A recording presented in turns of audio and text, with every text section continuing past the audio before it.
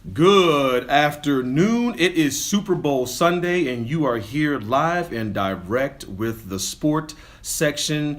How do I want to say this? It's a regional podcast focusing on unbiased, unfiltered, undigested sports opinions from some what would you call ourselves, semi-intelligent individuals or slightly intelligent? You could or say that. above average intelligent individuals. Kind of guess, yeah. Above average intelligent guys. I'm here with Gary Digital Williams from Right. Boxing Along the Beltway and Brandy Lewis Sims from the Montgomery Sentinel, sports reporter.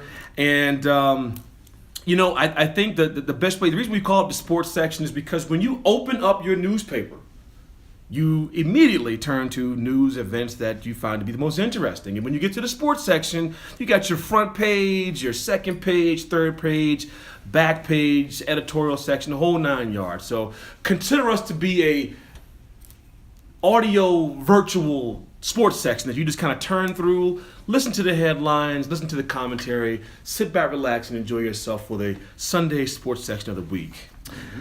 Be that as it may, starting off on the front page, man, I don't know about you guys, but the Kirk Cousins trade.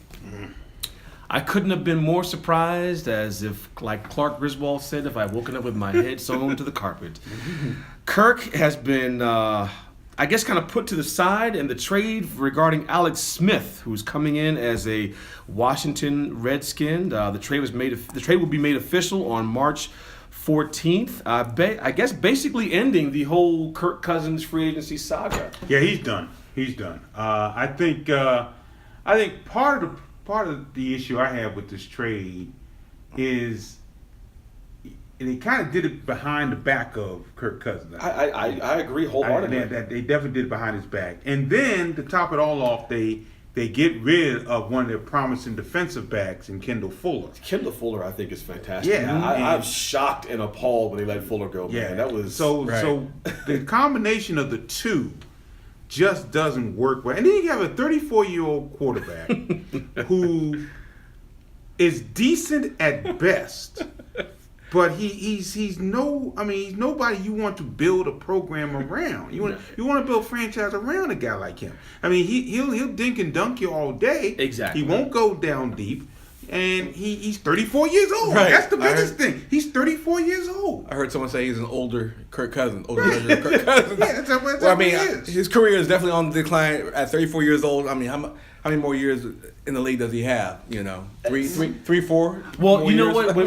When they talk about a and if I may preface, I may have made a mistake when I said the Kirk Cousins trade. I meant to say Alex Smith. Right.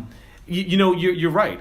This is supposed to be the prime. Like allegedly, this was Smith's best year. Mm-hmm. Okay, this is when you're at your zenith between 32 and 36, when your body finally catches up to your mind, or your mind catches up to your body, and the game kind of slows down for you. But now you're going to see that slow decline. Mm-hmm. And I agree. Alex Smith, he's an older version of Kirk Cousins.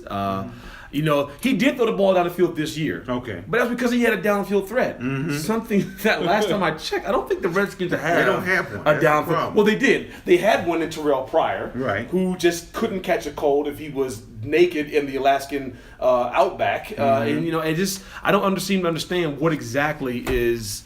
Who's he going to be throwing the ball downfield to? You have Jordan Reed, who is basically a Lamborghini who can't get out of the shop. Mm-hmm. Chris Thompson, solid back out of the backfield, but he's not a downfield threat.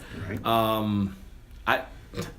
Help me out here. What's the logic behind this? Then again, maybe they'll be trying to make some moves in the draft and maybe get a quarterback in the draft. We heard earlier, Baker Mayfield could be an option, or they could try to make some moves and pick up him in the draft. So you're saying secure Smith now, and then get a quarterback in development, and then slowly phase. That could be Smith out. their thought process.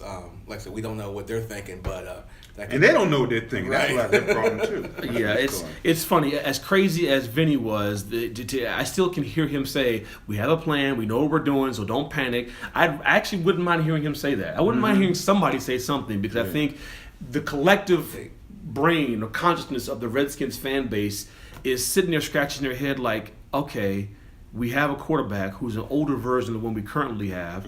We still don't really have our receiving situations, solidified. We have a tight end who we can't seem to get on the field. We don't really have a true running game. We have other issues. You know what? It's too many to list. But that was shoot, Brad? I was gonna say they gave a promising defender in Kendall Fuller, whose best years are still ahead of him. That's the worst part of this trade for me. That they gave and the third round pick, I think it was. So, yeah. And the third round pick that you can always use. Chiefs definitely got the better part of that. Well, it doesn't make any sense to me. Andy Reid, this is what he does. He's done this before. He did it with A.J. Feely. He did it with Kevin Cobb. He fleeced them before with Donovan McNabb. Why do they go back? Why do teams even shop at the Andy Reid store? That's all I want to know. Yeah, I don't understand. He is good at this, and I think he got the Redskins, and this is going to be. Stay tuned, folks. Just stay tuned on that one.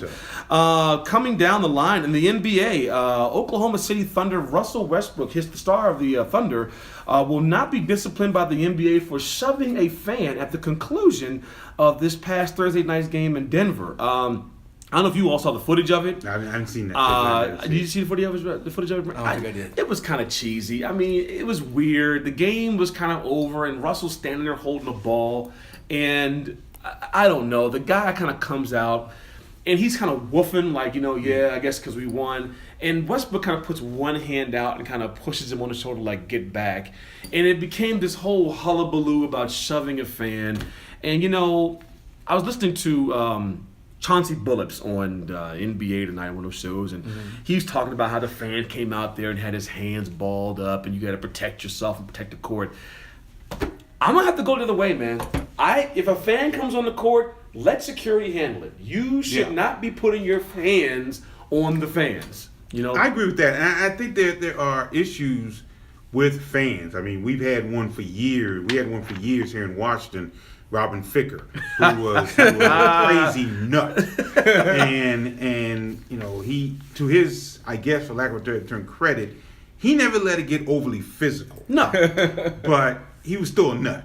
And fans are nuts. I mean, they're just crazy sometimes, and security needs to step up and handle it. And most of the time, 90% of the time, they do. Yeah. And so but it seemed like much ado about nothing for me.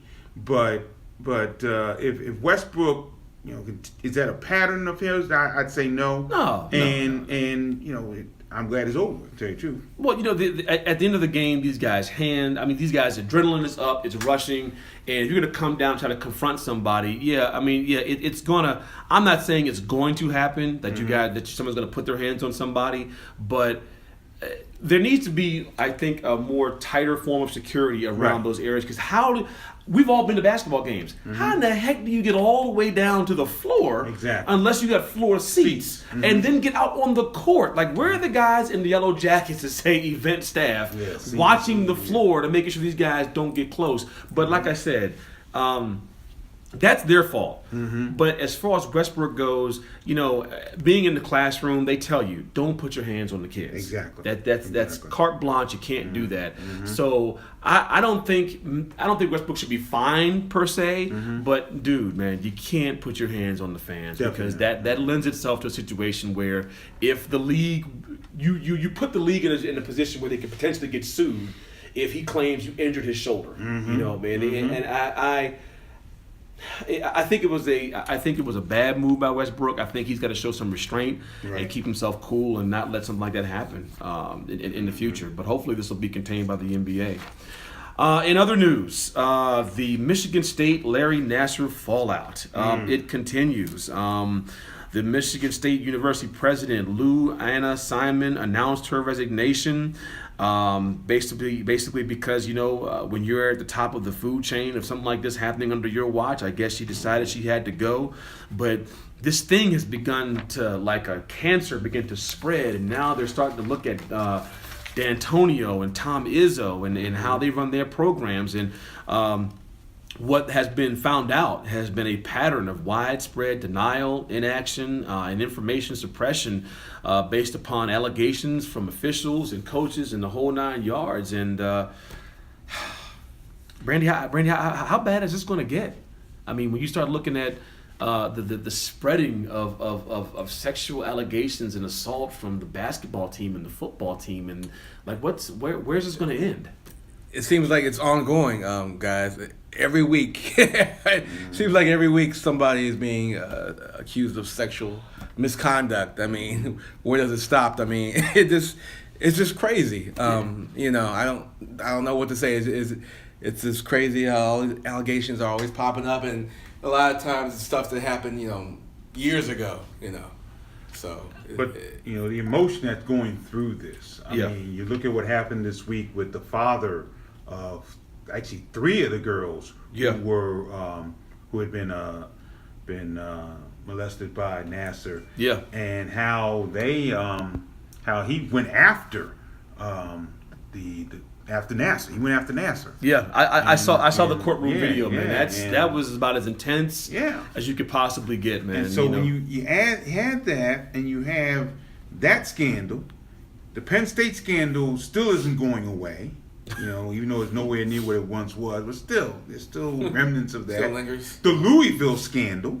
Yeah, with, right. with that situation, I mean, college athletics has to take a real good look at all this. Yeah. I mean, just because it's mostly gymnastics, the NCAA cannot shy away from this.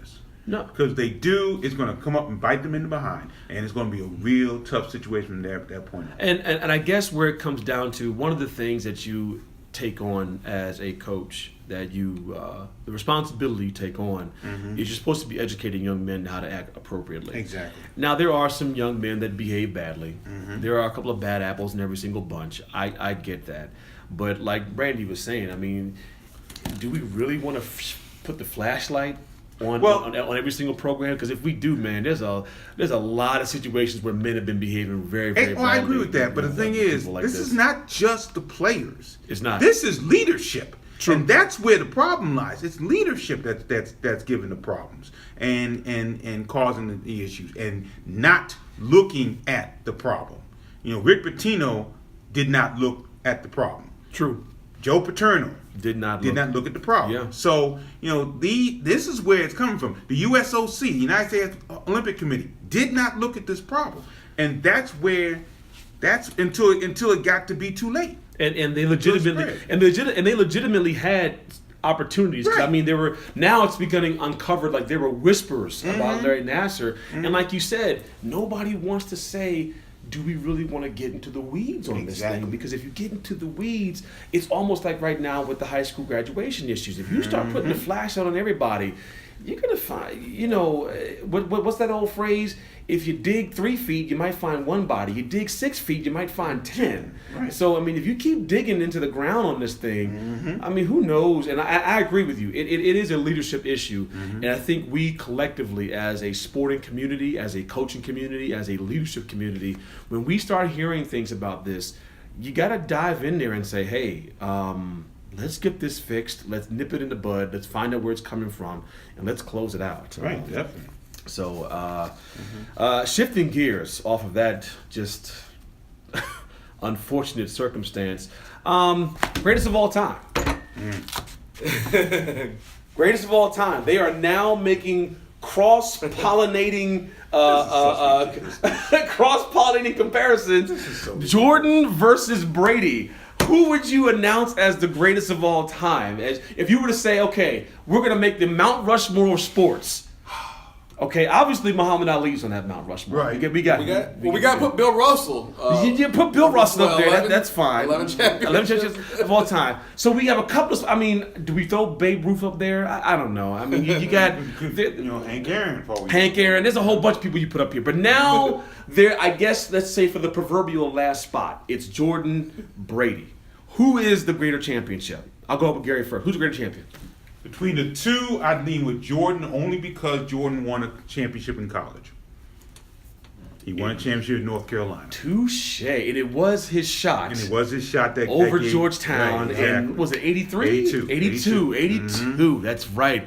Over on the left corner, and he just pulled up, hit that thing. Yeah. So that's the only reason why I would go Jordan or Brady. But when you look at people like what Tiger Woods did in his career, when you look at people like Roger Federer, what he has done, continues to do, he winning the Australian Open, Nice. 20 Grand Slams. I mean, you've got so many other, Serena Williams and her outstanding career. Very true. I mean, you've got so many that fall into that category. So- I don't even know about this. Right. Listen, this is just a front page item. Right, exactly. Yeah, no, This is I just, know what you're this saying. is just discussionary. It's I know not what a you're real saying. topic, but it's just. I know what you're saying. Brandy, It's who's debate. the best? Who's the best? Who's the best? Jordan or Brady? I mean, Brady, like I said, he's still active, so he's building to his legacy. And obviously, with the Super Bowl later today, he has a chance to kind of cement his legacy in sports as the GOAT, greatest of all time. Tom Brady's definitely in the conversation. One of the greatest quarterbacks and greatest athletes in the history of sports. You know what though? I'm gonna go on the side with McGarry. As far as I'm concerned, 6-0. He didn't lose. He got there 6 times and he won 6 times. Brady's been there 7. He's lost 2. Sorry. Undefeated versus non-undefeated, I think cements it. I will agree that yes, basketball is a sport where one player can dominate the sport a little bit easier than it is in football.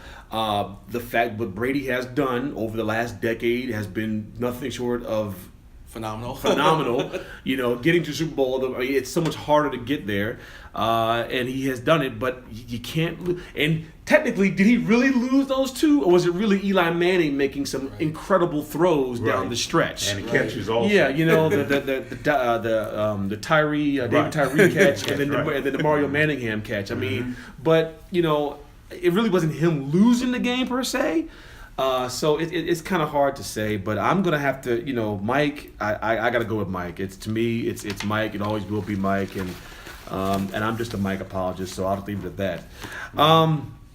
Tiger Woods back in action again, made the cut and finished, I think, in the top 30 in the Farmers Insurance Open at Torrey Pines, a course that he knows very well. Gentlemen, are we looking at the rise and return of one Eldrick Tiger Woods, or is this just a blip on the radar? I hope so. I mean, he, despite what took place with him in the past, the bottom line is Tiger Woods is good for golf. He brings more ratings, maybe not as many as he used to, but he brings better ratings for telecasts on the Golf Channel, on NBC, or wherever golf is. And when we come to the majors, hopefully he'll be ready by the Masters and later on the British Open, the U.S. Open, and so forth.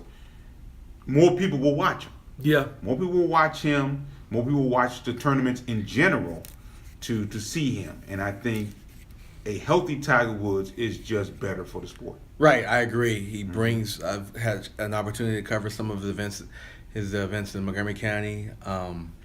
And he brings people out. He brings African Americans come out to watch him. So that's helped the golf rate for African Americans and in general. People come out. He makes money. And he brings money to the sport of golf, and he's good for ratings. So Tiger Woods, hopefully his career is gonna it's on the upswing again. But he's definitely great to watch. Great for the sport. Did you ever get a chance to interview him? Yeah, I did actually. Last year, a couple years ago, I did. How is he? Don't he talk to me? What? Help me out here. He's very articulate. I'm sure. Is he as stiff and as rigid as he is on camera, or is he just, or is that? Is it an act? Is it a facade? It was a group setting. I mean, it was a lot of press were there, and I mean, he's just a normal, everyday guy. When he walked into the room, was there a presence like, oh, it's Tiger, or were you all just kind of sitting there like, all right, come on. We know we're gonna get the normal shtick. Like how? What was the moment like? Hey. I mean, he does command a presence. I mean, he's Tiger Woods. He is Tiger Woods. He is Tiger. I'm gonna leave my biases about Tiger out. I don't even want to comment on that because I still am a little bit bitter about the whole Cablinasian thing, and I know that's old hat. I get it. It is what it is. You're right. It's interesting. As much as I'm not a fan, you're right. When he's on the screen, I am like, I wonder what he's going to do today. Right. Exactly. Yeah, but for me personally, my fandom kind of stops outside of just watching the circus around him because Mm-hmm. it's still I was when I watched him when he was at Stanford and I was a fan. I said, wow, here's somebody that looks like me that's actually out there getting it done. And then when he came out with that Cablinasian stuff, man, that just broke my heart. I was like, because, and I think what bothered me the most about it wasn't so much that he was denying his heritage, but it was almost kind of like he was looking the other way from it. Yeah. Because I'm thinking to myself, if it was 1997 when he got big, if it was 1957, He and you wouldn't let him play. play. And it doesn't matter if he'd have been like, but I'm a Cablinasian, I'm not black. They'd have been like, no, you're still not playing because you're colored. Yeah. And you cannot get on our courses. So it was almost like when he said that, it wasn't like a denial. It just kind of, it still is in the back of my throat that I can't swallow it and move forward. I understand that. At the same token, he did give homage to the legendary African American. He did. He Gave did. him the Charlie Sittler. He did. He gave the Lee Elder. He Calvin did. Pete. So I give him credit for that. One of the, maybe I'll be able to look past it, but just right now, it's still a bitter pill for me to swallow. All right, you know what? Just get over it. Okay, move on. Get over it with your life. Last but not least, on the front page, is it time for the return of the XFL? I know this is about a week old. Vince McMahon announced that this is his chance to kind of come back. He wants to make it less kind of, gitchy. He wants to make it a real league, and he feels that there's that he's going to use that space in between in the Super Bowl all the way up to the training camp to kind of get a quick, 6 to 8 team league out there. Guys, I don't know. You know what? There's enough football. There's enough. Between the NFL coming on Sunday morning, Sunday afternoon at 1, Sunday at 4, Sunday at 7, Monday Night Football, Thursday Night Football, college football on Thursday, Friday, and Saturday. Enough. I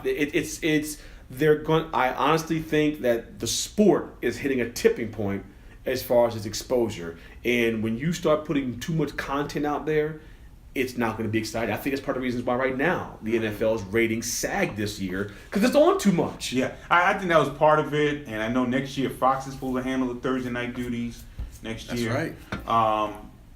I agree with that. The only thing I'll give McMahon credit for is that they at least this time waited a couple of years to see the landscape. He did. They waited until 2020 to try to get this done. He did. Because, as I think we said before, the biggest problem with the XFL when it first came out was that the play was horrible. It was. And the reason why the play was horrible primarily because they tried to get it all done within like 6 months. Yeah. And it just, although the concepts were good, and there's some concepts that quite frankly the NFL uses today, the bottom line is that the play was horrible when it got right down to it. It was horrible. Yeah. So hopefully they're going to really send some people out to really look at some quality players. I don't think it's going to be like the World Football League when they stole players from the NFL. They got Zonka and Kick from Miami to play in the World Football League. I don't think that's going to happen, but they look at some quality players and try to get those quality players to play in the summertime, which is when they want to do this. Yeah. I just don't, I'm very skeptical as we know. I don't know how many teams they'll have. I kind of hope Washington does get a team, but I will hope that last time. Perfectly honest with you, and I think the other good part of this is that McMahon has sworn there will be no cross promotion between the XFL and the WWE. Good, which I think is wonderful because one of the big problem they had, Jim Ross, who actually did do football at one time. He worked for the Atlanta Falcons, working with Jesse the Body Ventura, who actually wasn't terrible as an announcer, but wasn't great either. He had Jerry the King Lawler doing football. That's ridiculous. JR. JR actually worked for the Falcons at one time. But, there's going to be no cross promotion between the two. I think it's going to be great. So it's going to work as a separate entity. McMahon says he's going to stay out of it. So we'll just wait and see what happens. We will wait and we will see. But like I said, enough football. Not enough NFL, right. Not enough college football, but enough football. Enough football. Turning the page, and you know what? Hey, I'm kind of contradicting myself because as we turn the page, we're going to dive back. We're going to dive right into the NFL section. Okay. Gentlemen, let me get your picks on record. Philadelphia versus New England. I think you all know where I stand. Right. We saw the paraphernalia. You you saw had the paraphernalia, coming in, the gear that's on. In my honest opinion, I think we're going to take this thing. I think Philly is going to win it going away. When I watched all 4 teams 2 weeks ago, New England, while they were able to come back against Jacksonville, they looked old. They looked slow. It's almost reminiscent to when, what was that guy? Joe Namath, when he said he watched the film on the Colts. He said, man, these guys are big, they're slow, we're faster, we're younger, and he said, we're going to win the He game. guaranteed a victory. Yeah, I'm guaranteeing a victory right now. Philadelphia will win the game because they're younger, they're faster, and even though they have arguably the greatest QB of all time and one of the greatest coaches of all time, I think top to bottom, dollars to donuts, Philadelphia is a more balanced and better ball club. Here's the thing. I gotta support that because a couple weeks ago I was thinking New England. I saw the games last week. Every time the media focuses on a quarterback, a highly regarded quarterback, it's the other team's quarterback that has the big day. Yep. It happened twice when Washington won the Super Bowl. It happened to Doug Williams because they had John Elway. Yep. And it happened Mark Rippon. when the Bills had Jim Kelly. Yep. So it always happens that the better team in quotations plays better than that one quarterback. And that's my point. I think Philadelphia has a better team. I think yes, I they agree have a with better quarterback. Yes, they have a better coach. I think Philly has the better team, from the receivers down to the offensive line, to the defensive line, to the secondary, to the running, to the backfield. I think as a whole, they're a better team. Brandon, your pick. You have a point. I mean, I like the Eagles because they have some local players involved. Rodney McLeod from DeMatha, got Ronald Darby from Potomac High School, and Mac Hollins from Wooten. But like I said, Brady in the conversation as the GOAT. I just like, Brady coming into the game. I mean, it's hard to bet against Brady in a Super Bowl. He's won a bunch of them, and I don't see them losing. So you're going with Brady. So we I'm we gonna got go 2 with for Philly, Brady and the Patriots. 1 for Brady and the Patriots. Would you be willing to bet some money on that? No. Yeah, I would. You would put some money on that? I would put money on it. Because right now, man, as of this past Friday, dude, the money coming in on Philadelphia has been out of control. With a day to go before the kickoff, there have been $4 million bets that have already been placed on the Super Bowl for the underdog Eagles, if you can believe it, man. Wow. Money is coming in big time, which I think opens up a whole nother discussion regarding gambling in the NFL. I'm going to go on a crazy limb here. If there wasn't a lot of gambling on the NFL, would people really sit back and still watch it as a sport? Or do you watch it because of your fantasy teams or because you got money involved? Yeah. Ooh, that's a good question. I'd like to think people would watch regardless of the gambling, but I just don't. It is such a major aspect of what this thing is, especially with the fantasy draft picks and all, DraftKings and all those. Because that's what it is. Yeah. That's what, to me, that's what the league has become. It's like, yes, it is a great reality show revolving around quarterbacks. Right. Because obviously they're the number one pieces they're the top piece on the chessboard. And yes, we get excited with the draft and the combine, and we like the way the sausage is made. We like to see the way it's built itself up. But when you really stand back and watch it, the viewership is down. Yeah. A whole bunch of just stupid controversies this year with taking a knee. I still don't know if this league knows what the heck a doggone catch is. The refereeing was down. I mean, the quality of the sport as a whole took I think, a significant dip. But, yeah, people still gambling on it, and the money was still high. So that's where your interest comes into play. People still want to bet their money on it and say, you know what? As long as I got some money right on the game, I'm going to hold interest into it. I do think the sport is great. I played it. I've coached it. I love it. But I just don't know. I wonder what the popularity is going to be of the NFL in about 3 to 5 years. Yeah. It's gonna be interesting because especially with the whole concussion thing happening as well. That's the big thing. I mean, I was watching today. They had a segment on Meet the Press when you have families who have decided they don't want their sons playing football. Yeah. And and that went up since 2004. Yes. For dads, like 6 plus 6, and 13% of moms went up. Yep. and said they don't want to play this game anymore. That, the NFL, I still am not convinced that the NFL truly understands this. They keep saying that they do. They keep saying they're trying to teach it a better way, but I really don't believe. I don't trust Goodell as far as I can throw him, and I really don't think that they really understand the significance of what that means in this culture. And listen, and the only reason I'm saying this is not because I want to speak blasphemous to those NFL fan lovers out there, but I'm just looking at it from the standpoint that at one point in time, and I've heard other sports reporters talk about this. For a while, the ruling sports in this country was boxing, baseball, and horse racing. Right. And I'm pretty sure at some point in time they thought those sports were never going to leave the top of the mantle, and eventually got phased out. NFL right now is in a golden era, but I honestly think the Roman Empire's got some bricks coming down the side of the wall. They're not going to lose fandoms, fans right and left, but I don't know. And then apparently DeMarcus Smith, who is the head of the NFL Players Association, DeMar Smith is saying that there's something along the lines that they are going to prepare for war. Yes, if they do a lockout, if they do a lockout, that's going to ding the sport up real bad. Yeah. And maybe that's what Vince McMahon sees on the horizon. He sees this labor agreement that's about to come up with these players, about to cause a major strife football-wise, and he's going to probably seize that vacuum and throw his XFL in, and people will have an opportunity to watch and do that. Because so maybe it's either that or the replacements again, and I don't know if that's going to happen again. We're not going to do replacements again. Speaking of replacements and all-time great players, kind of segueing all over, the Hall of Fame listing was announced yesterday, and the guys who were going in, I'll just say some names and we'll just move on with it. I'm assuming we're all in agreement that Ray Lewis is in the Hall of Fame. First ballot, no question. Randy Moss. Yeah, I go with that.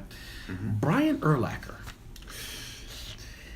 That's the one that kind of. I mean, I don't think he's a first. I think he's a eventual Hall of Famer. I don't think he's a first ballot Hall of Famer. Especially with Urlacher going in over Joe Jacoby. I was about to say, Jacoby got snubbed big time. He got snubbed hugely. I'm like, how you put Urlacher in, who went to one Super Bowl, and he was good as a middle linebacker, but I think it was more about the hype of him being this middle linebacker in Chicago and the monsters of the Midway. He didn't even really lead a defense the way Ray Lewis did. You got Joe Jacoby, who anchored 3 Super Bowl teams where the only constant was the offensive line, and you take Urlacher? Right. I mean, three offensive lines with 3 different quarterbacks. And 3 different 1,000-yard rushers. 1,000-yard rusher, right. He got snubbed big and time.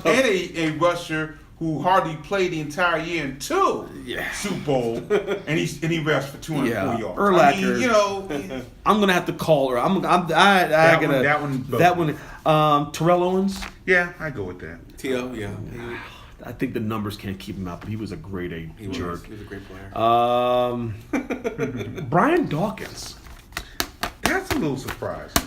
I don't necessarily have a problem with it, with that one. It was a little surprising call, but I don't have a problem with it. Well, see, again, Brian Dawkins over Joe Jacoby. You have a guy again, that only went to 1 Super Bowl versus a guy that went to 3. I don't get it. Right. Plus, my thing about it is coming down the pike in about 2 years, a couple of years, you got Ed Reed, who I think was a superior safety. And Dawkins was good, but man, Ed was phenomenal. He was. So, I mean, if Dawkins got it on his first try, I don't even think Ed's going to be even a discussion. Right. So, I don't know why. I think Ed should go in before Brian should go in. They may have gotten that kind of bit of reversed. Bobby Beathard got in along with Jerry Kramer and Robert Brazil. Bobby Beathard was a great pick. Great pick. He was fantastic. GM for the Redskins. He was awesome. It is. I feel bad for the Redskins. I feel bad for Joe Jacoby. He deserves to be in there. Yeah, he'll probably be first on the Veterans Committee. He'll get in eventually. He'll get in eventually. Moving on, staying with Redskins talk as we continue with the NFL in this part of the sports section. Redskins free agency is up to happen, and I guess the big question now is what are they going to do if they decide to franchise tag Kirk Cousins? Again, could not have been more surprised if I had woken up with my hands and head sewn to the carpet that they were actually even thinking about franchising this guy and trying to get some kind of compensation for him, especially when they have to deal with the likes of trying to handle their money for Chris Thompson, Will Compton, Mason Foster, Zach Brown, Terrell Pryor, Dustin Hopkins, Trent Murphy, Morgan Moses, Spencer Long, Bashar Breeland, Junior Gillette, Brian Quick, Niles Paul, Will Blackman, and Ryan Grant. Whole bunch of people that won't be here next year. Who do you think they need to keep? I would keep Pryor. He's a great You athlete. would keep Pryor? I would. After the year he had. They didn't. I didn't think they didn't use him enough. They didn't utilize him enough. I mean, I just didn't see them using him. He was a great talent at wide receiver. I mean, he's an athlete. I mean, he played quarterback in college at Ohio State. There were ways that they could have used him, and I don't think they used him enough. I just didn't think they used.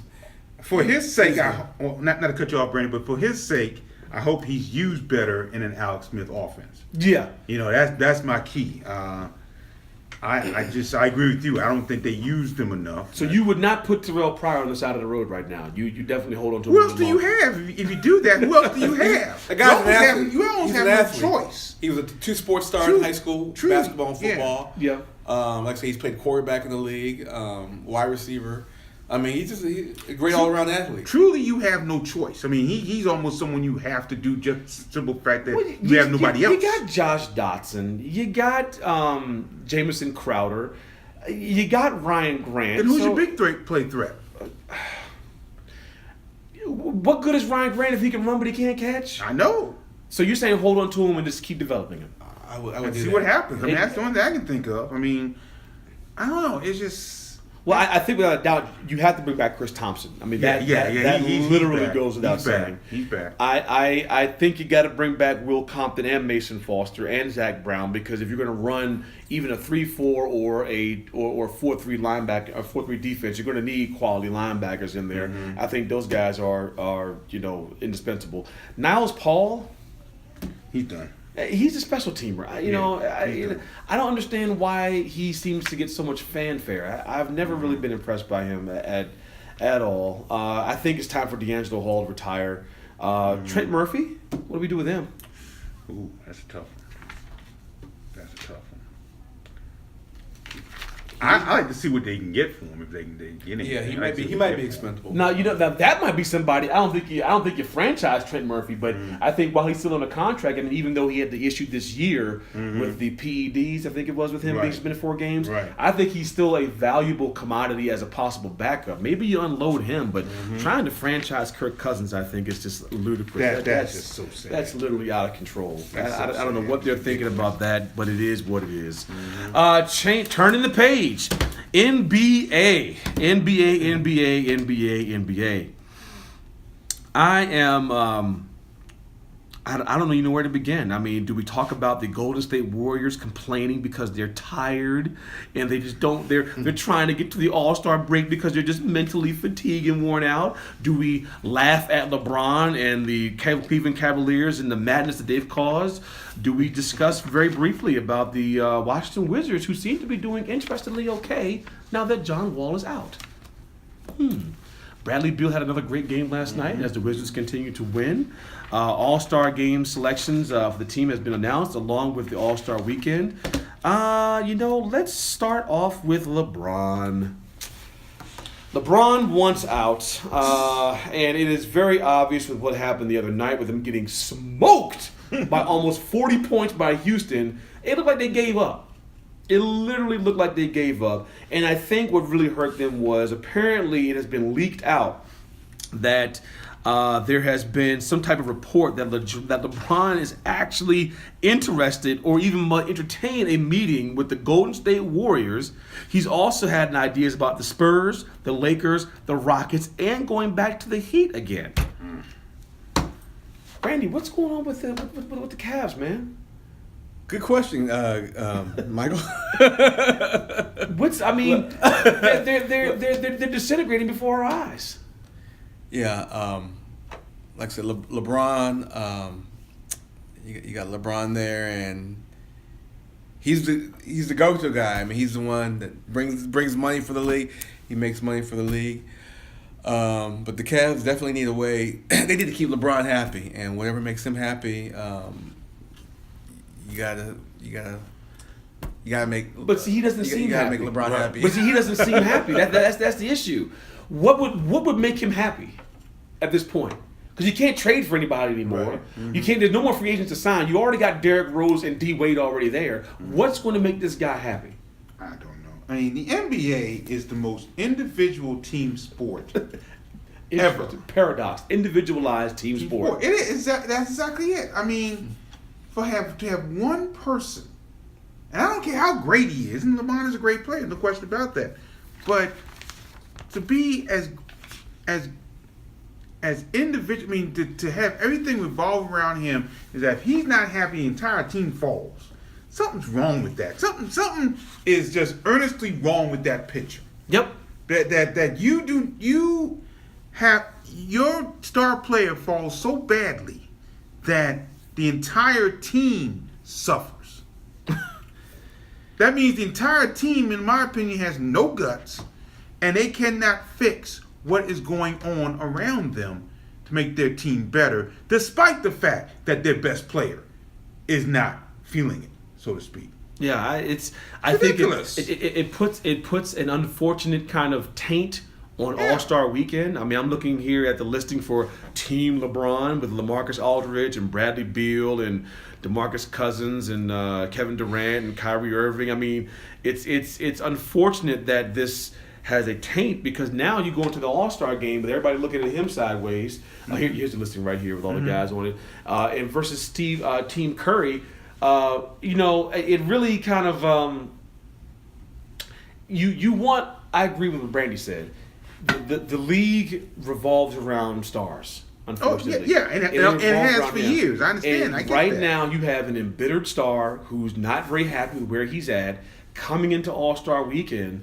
And if he's not happy, then the team doesn't perform well. And then now, instead of us celebrating the three-point shootout, which is going to have Eric Gordon and Bradley Beal and Devin Booker and Paul George and Wayne Ellington and those guys shooting at it, instead of us enjoying the slam dunk contest, which is going to have Aaron Gordon and Larry Nance and Victor Oladipo, the talk this whole weekend when it comes around is going to be like, what's wrong with LeBron? What's wrong with the Cavs? Do we like this? Do we like that? I mean, and I think it pushes this narrative, like you just said, that if one person isn't upset, that it drives the league story, and it's disappointing. We should have saw this coming years ago when he first did the decision. Yeah. That one player was driving the league narrative, and then when he was coming back to Cleveland, one player driving the league narrative. Kevin Durant free agency, one player driving it. Not just LeBron. But It's the structure of the league with one player driving the league narrative. Not to cut you off, Mike, but that's been the structure of this league for 30-some years. I mean, going back to Michael Jordan Right. and Magic. Because Larry- Magic got a coach fired. You gotta remember that. Magic got Paul Westhead fired. That's true. Okay? So, this is something that's been going on maybe since the days of Russell and Chamberlain. I don't know, but definitely since the days of Magic and Michael. And the only difference is there's more media to cover those decisions. But my counter to that is that these guys weren't dipping their toe so much in free agency. True, So they weren't true. driving the league narrative. The only league narrative was, is Mike going to retire? Right. The league narrative is, what do we do now that Magic now has HIV? Mm-hmm. What do we do now that Bird is gone? How do we handle the bad boy Pistons? Right. That was your league narrative. Because actually all three of you just mentioned They stayed with stayed with Right, their absolutely teams. right. Very But true. I have just about had, and I think it's one of the things that has really turned me off about the NBA. Mm-hmm. I've legitimately had with every doggone summer. It's just, who is going to go where?